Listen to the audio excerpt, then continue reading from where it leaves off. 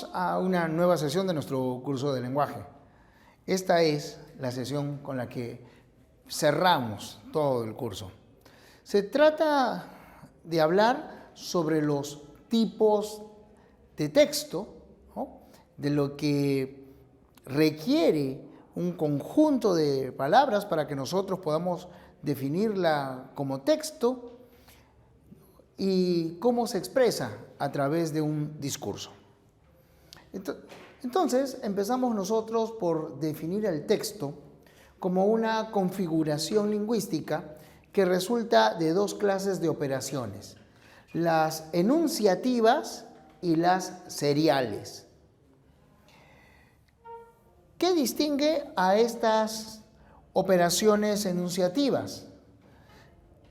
Podemos decir que las operaciones enunciativas nos aportan lo que se dice, es decir, cada uno de los enunciados, sea una oración, una frase, una proposición, ¿no? Y las operaciones seriales son aquellas que remiten a cómo se relacionan. Entonces, podemos decir que el texto es la configuración que resulta de cuánto se dice y la manera en que nosotros lo relacionamos. Este texto, a su vez, encuentra expresión en el discurso. Este discurso es la emisión concreta del texto por un enunciador, o sea, por un hablante determinado, y en una circunstancia comunicativa determinada. No es posible hablar de discurso si es que nosotros no hablamos también de texto. Y solo puede plasmarse el texto si es que se manifiesta el discurso. O sea, no existe el uno sin el otro. O sea, la realización del texto, podríamos decir, ¿no? Un poco grosso modo, podríamos decir que la realización del texto es el discurso.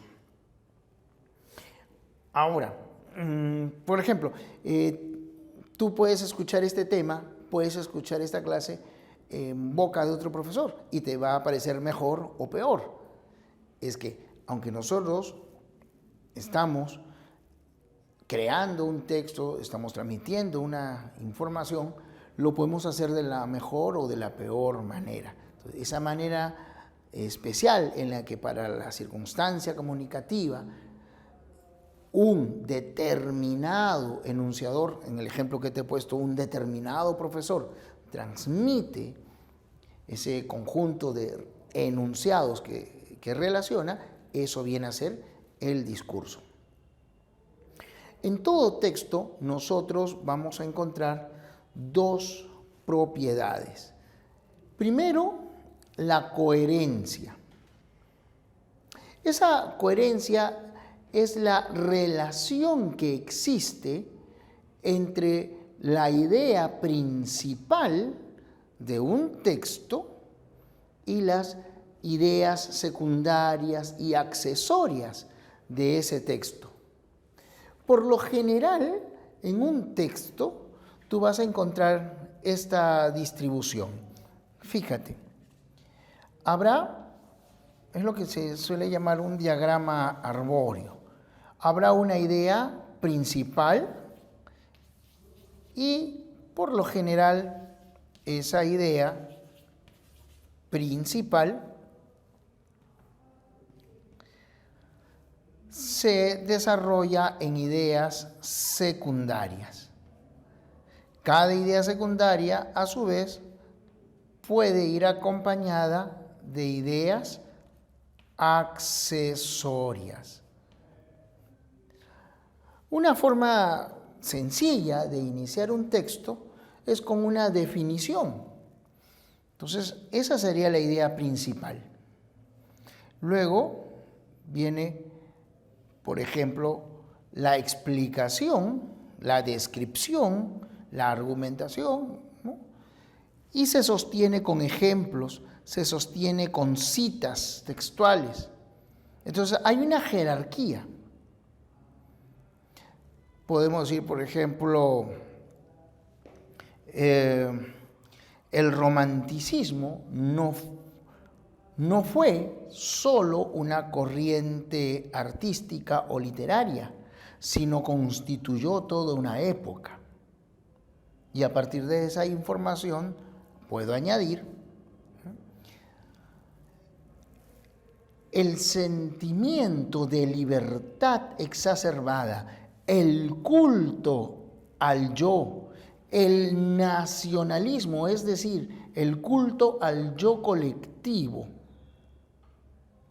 así como consecuencia de esa libertad, el desarrollo de temas que antes eran prohibidos, como lo satánico, el hecho de buscar la belleza en lo grotesco, constituyen los rasgos del movimiento. ¿Y por qué podemos afirmar que fue global? Porque se manifestó en la moda, se manifestó en la música, en la pintura, etc. La razón es que en toda Europa hay un sustrato común. Madame de Staël dijo que el romanticismo es la cultura desarrollada por los pueblos de origen germánico sobre los restos de civilización latina. Obviamente, esta estructuración que he realizado tiene mucho por pulir, y ahí es donde entra a tallar el trabajo de la cohesión. La cohesión es otra propiedad, y es la manera en que nosotros vamos a relacionar los enunciados. Esa manera en que nosotros vamos a relacionar los enunciados, la que permite la mayor o menor cohesión del texto. Por eso es tan importante conocer los métodos mediante los cuales se logra la cohesión, como la sinonimia, como la referencia, como los conectores discursivos. Eso es un capítulo muy, muy especial. No, pero lo vamos a desarrollar más adelante. Entonces, en resumen, el texto es una estructura lingüística que resulta de las operaciones enunciativas que se conectan a través de las operaciones seriales. En todo texto debe haber dos cualidades o dos características que son la coherencia, es decir, la relación entre la idea principal y las ideas secundarias, que más o menos suele desarrollarse así, ¿no? Por eso se llama diagrama arbóreo: idea principal, ideas secundarias. Las ideas secundarias, a su vez, ¿no?, se apoyan en ideas accesorias. Y la otra propiedad es la cohesión, que viene a ser la conexión adecuada de los enunciados. Ese texto, cuando se emite en una situación concreta por un enunciador determinado, termina pues por constituir el discurso. Y como habíamos señalado, ahora debemos, para ayudarnos a la comprensión de este tema, clasificar los principales tipos de texto. Obviamente hay subdivisiones, variaciones, hay también las diferencias que establece el estilo del autor del texto, pero en líneas generales podemos clasificarlos de esta manera. Un texto es narrativo si responde a la pregunta ¿qué ocurre? Recuerda que narrar significa relatar hechos, acciones, circunstancias, sucesos que acaecen a los personajes del relato o que son ejecutados, son protagonizados por ellos.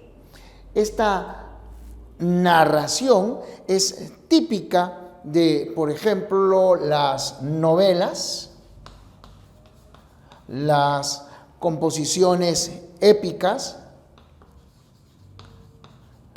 como la Ilíada, la Odisea, también cuentos, por ejemplo, los de Borges, los de Edgar Allan Poe, leyendas como las de Becker, fábulas como las de Mariano Melgar, etc. ¿Ya? Entonces, siempre hay relato. Los textos de carácter descriptivo responden a la pregunta ¿cómo es? En un texto de esta naturaleza se transmite las características físicas, morales, psicológicas de algún ser o de un lugar. Por ejemplo, si nosotros hablamos de las guías de viaje, ellas informan de cómo es un lugar. En las biografías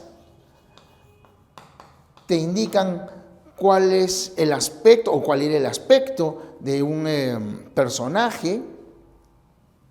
En los reportajes periodísticos te señalan cómo se produjeron los hechos y tienen también que decir en qué lugar, en qué circunstancias.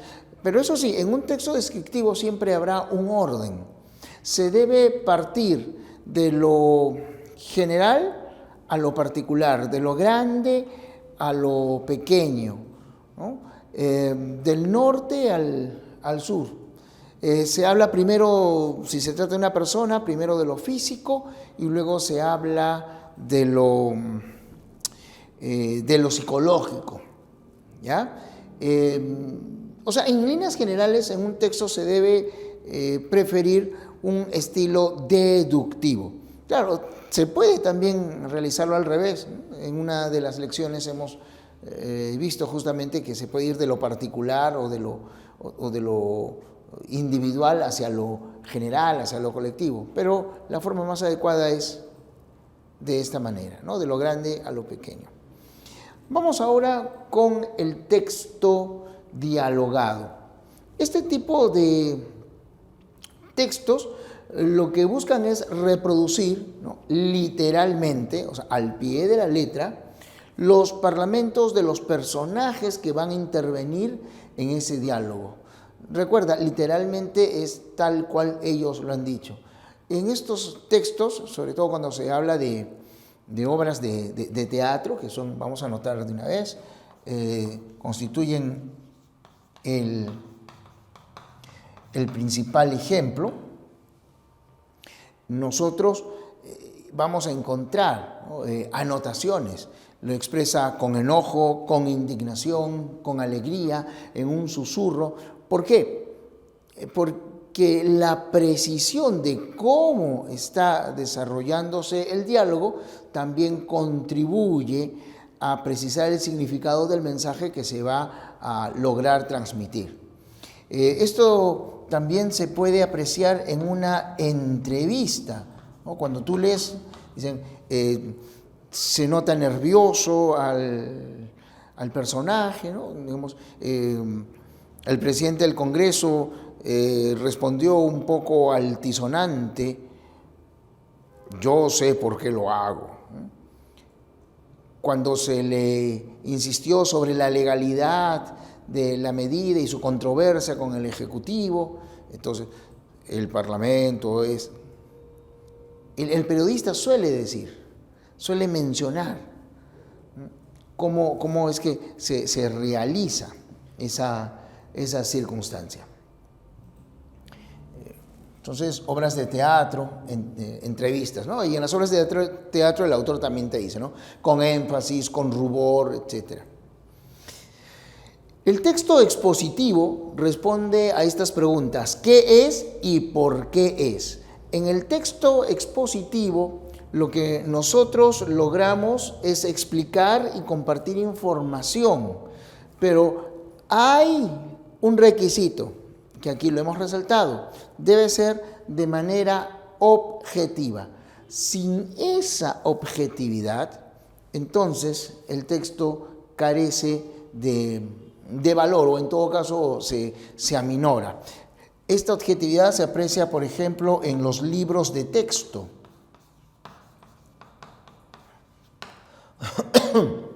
en los artículos de divulgación científica.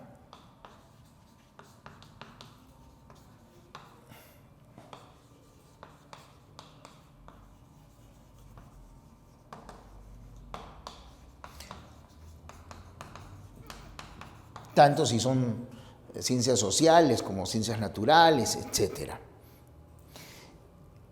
El texto argumentativo, en cambio, defiende ideas, defiende posturas y busca convencer sobre la objetividad, sobre la veracidad, sobre la necesidad de defender la idea que se está expresando. Entonces, el texto argumentativo responde a ¿qué pienso? Y también a ¿qué piensas? Aquí nosotros encontramos artículos de opinión,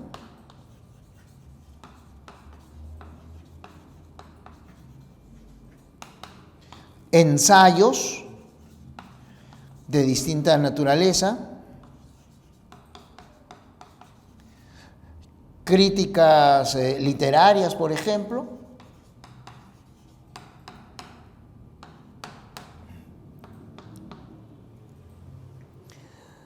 el objetivo perseguido en la elaboración de cada texto depende de la intención del hablante, pero la forma que adopta cada texto también está pensada en el receptor, porque yo quiero de que él sepa cabalmente qué ocurrió, que tenga un pleno conocimiento de cómo es tal cosa, tal persona, cómo se realizó ese diálogo,